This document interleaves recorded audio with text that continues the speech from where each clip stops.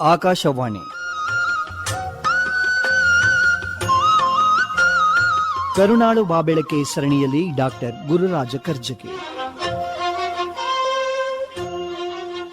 ತಾವೋ ಅನ್ನುವಂಥದ್ದು ಚೀನಾ ದೇಶದಲ್ಲಿ ಕೆಲವು ದಾರ್ಶನಿಕರು ಕಂಡರಿಸಿದಂಥ ಒಂದು ದರ್ಶನದ ಪಥ, ಒಂದು ಪರಂಪರೆ ಅದು. ಆ ಪಥದ ಮೂಲ ಪುರುಷ ಲಾವೋ ತ್ಸೆ ಅನ್ನೋದನ್ನು ಕೆಲವರು ಒಪ್ತಾರೆ.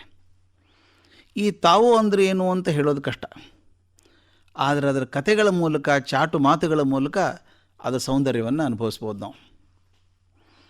ಇಲ್ಲಿ ಒಂದು ಅದ್ಭುತವಾದ ಕಥೆ ಬರ್ತದೆ. ಈ ತಾವೋ ಪಂಥದಲ್ಲಿ ಬರುವಂಥವನು ಜುವಾಂಗ್ ತ್ಸೆ ಅಂತ ಮಹಾಪುರುಷ.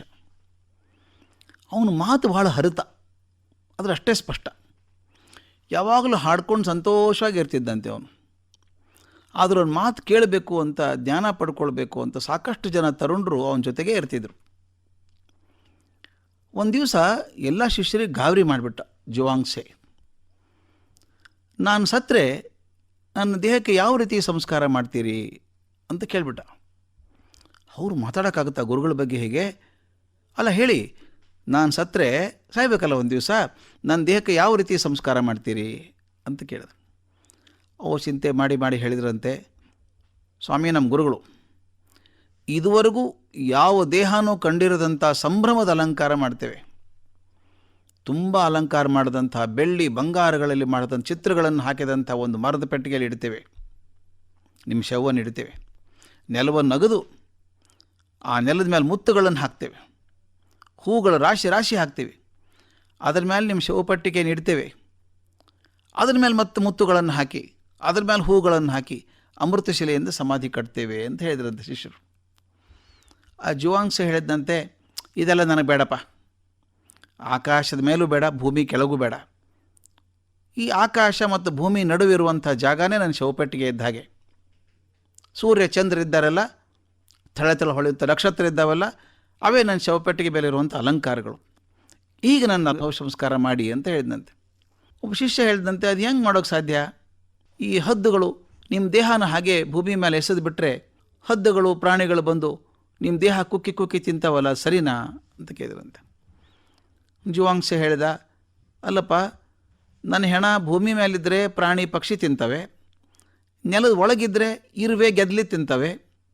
ನೀವು ಯಾಕೆ ಇರುವೆ ಗೆದ್ದಲಿಗಳ ಪರವಾಗಿ ನಿಂತ್ಕೊಂಡು ಪ್ರಾಣಿ ಪಕ್ಷಿಗಳಿಗೆ ಆಹಾರ ತಪ್ಪಿಸ್ತೀರಿ ಅಂತ ಕೇಳಿದಂತೆ. ಅವನು ಎಷ್ಟು ಜ್ಞಾನಿ ಅಂದರೆ, ಚೌ ದೇಶದ ರಾಜ ಜುವಾಂಗ್ ತ್ಸೆ ಬಂದು ಅವನು ಜ್ಞಾನ ಮೆಚ್ಚಿಕೊಂಡು ನನ್ನ ದೇಶದ ಪ್ರಧಾನಮಂತ್ರಿ ಆಗು ಅಂತ ಕೇಳಿದ್ದಂತೆ. ಇವನು ಕೇಳ್ತಾ ಇದ್ದ ಜುವಾಂಗ್ ತ್ಸೆ. 1000 ಬಂಗಾರದ ನಾಣ್ಯಗಳನ್ನು ತಕ್ಷಣ ಕೊಡ್ತೇನೆ, ಅದಲ್ಲದೆ ಪ್ರತಿ ತಿಂಗಳು ನಿನಗೆ 100 ಬಂಗಾರದ ನಾಣ್ಯಗಳನ್ನು ಸಂಬಳ ಕೊಡ್ತೇನೆ ಅಂತ ರಾಜ ಹೇಳ್ದ. ಅದಕ್ಕೆ ಜುವಾಂಗ್ ತ್ಸೆ ನಕ್ ಹೇಳಿದಂತೆ, ರಾಜರೇ, ನನಗೆ ಬಂಗಾರದ ನಾಣ್ಯದ ಬೆಲೆಯೂ ಗೊತ್ತಿದೆ, ಪ್ರಧಾನಮಂತ್ರಿ ಸ್ಥಾನ ಮರ್ಯಾದೆಯೂ ಗೊತ್ತಿದೆ ಅಂತ ಹೇಳಿದಂತೆ. ನಿಮಗೊಂದು ಇದು ಗೊತ್ತಾ? ಒಂದು ಗೂಳಿನ ಬಲಿ ಕೊಡ್ತಾರೆ. ಹೌದು, ಕೊಡ್ತಾರೆ. ಕೊಡುವಾಗ ಅದಕ್ಕೆ ಅಲಂಕಾರ ಮಾಡ್ತಾರೆ, ನೋಡಿದ್ದೀರಾ? ಹೌದೌದು, ಅದಕ್ಕೆಲ್ಲ ಚೆನ್ನಾಗಿ ಆಹಾರ ಕೊಟ್ಟು ಚೆನ್ನಾಗಿ ಮಾಡ್ತಾರೆ. ಅದು ಕೊಡುವಂಥ ಆಹಾರ, ಬಲಿ ಕೊಡುವ ಮೊದಲಿರುವಂಥ ಗೌರವ, ಸಂಭ್ರಮ ಅದ್ಭುತವಾದದ್ದು. ಆದರೆ ಅಕಸ್ಮಾತ್ ಆ ಗೂಳಿಗೆ ತಾನು ಗೊತ್ತಾಗಿದ್ದು ಈ ಅಲಂಕಾರ ಮಾಡ್ತಿರೋದು ಬಲಿ ಕೊಡೋದಕ್ಕೆ ಅಂತ ಗೊತ್ತಾಗಿದ್ದರೆ ಅದು ದೇವರನ್ನು ಬೇಡ್ಕೊಳ್ತಾ ಇತ್ತು. ಭಗವಂತ, ನಾನು ಯಾಕಪ್ಪ ಗೂಳಿ ಮಾಡಿದೆ? ಯಾರಿಗೂ ಕಣ್ಣಿಗೆ ಬೀಳದಂಥ ಒಂದು ಪುಟ್ಟ ಹಂದಿಯಾಗಿ ಹುಟ್ಟಿದರೂ ಸಾಕಾಗಿತ್ತಲ್ಲ, ಬದುಕೊಳ್ತಿದ್ದೆ ಅಂತ ಬಯಸುತ್ತಂತೆ. ಅದಕ್ಕೆ ಮಹಾರಾಜ, ನಾನು ಬಲಿಗೆ ಕೊಡುವಂಥ ಗೂಳಿ ಆಗಲಾರೆ, ದಯವಿಟ್ಟು ನಾನು ಬಿಟ್ಬಿಡಿ, ರಾಜಾಶ್ರಯ ಬೇಡ ಅಂದುಬಿಟ್ಟ. ಇಂಥ ಮಹಾತ್ಮ ಜುವಾಂಗ್ ತ್ಸೆ. ರಾಜಾಶ್ರಯವನ್ನು, ಹಣವನ್ನು, ಪ್ರತಿಷ್ಠೆಯನ್ನು ನಿರಾಕರಿಸಿದಂಥ ಜುವಾಂಗ್ ತ್ಸೆ ಅಮರನಾಗಿ ಹೋದ. ಅವನಿಗೆ ಮಂತ್ರಿ ಪದವಿ ಕೊಡಬಂದಂಥ ರಾಜ ಜನರ ಮನಸ್ಸಿಂದ ಮರೆಯಾಗಿ ಹೋದ. ಸ್ನೇಹಿತರೆ, ಇದನ್ನು ನಾವು ಸ್ಪಷ್ಟವಾಗಿ ನೆನಪಿಡಬೇಕು ಅನಿಸುತ್ತೆ. ಮನುಷ್ಯ ಶಾಶ್ವತತೆಯನ್ನು ಪಡೆಯೋದು ಅಧಿಕಾರದಿಂದ ಅಲ್ಲ, ದರ್ಪದಿಂದ ಅಲ್ಲ, ಹಣದಿಂದ ಅಲ್ಲ, ಕೇವಲ ಜ್ಞಾನದಿಂದ ಮತ್ತು ಪ್ರೀತಿಯಿಂದ.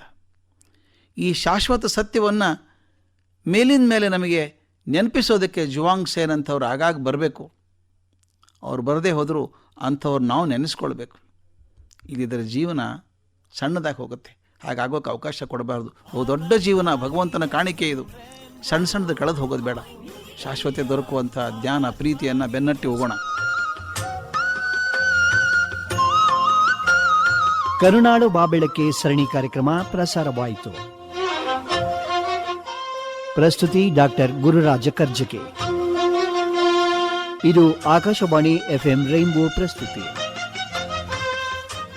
ಈ ಕಾರ್ಯಕ್ರಮದ ಎಲ್ಲ ಸಂಚಿಕೆಗಳನ್ನು ಮತ್ತೊಮ್ಮೆ ಕೇಳಲು ಯೂಟ್ಯೂಬ್ ಚಾನೆಲ್ ಸಬ್ಸ್ಕ್ರೈಬ್ ಮಾಡಿ. ಯೂಟ್ಯೂಬ್ ಚಾನೆಲ್ ವಿಳಾಸ FM ರೈನ್ಬೋ 101.3 ಕನ್ನಡ ಕಾಮನಬಿಲ್ಲು. Akashvani FM rainbow 101.3 Akashvani FM Rainbow 101.3 MHz. Musically yours.